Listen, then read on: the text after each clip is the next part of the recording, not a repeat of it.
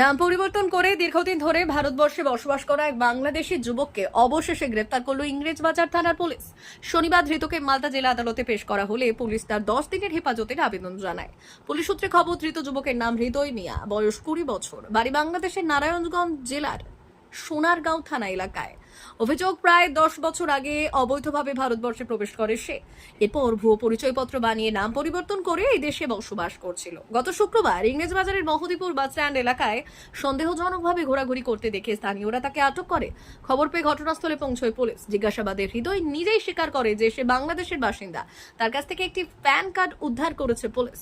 প্রাথমিক জেরায় সে জানিয়েছে শিশু অবস্থাতেই ভারতবর্ষে প্রবেশ করে, এরপর এখানেই স্থায়ীভাবে থেকে যাওয়ার পরিকল্পনা করে। তবে কিভাবে সে নথিপত্র সংগ্রহ করেছে এবং কারা তাকে সহযোগিতা করেছে সেই দিকটি খতিয়ে দেখছে তদন্তকারীরা।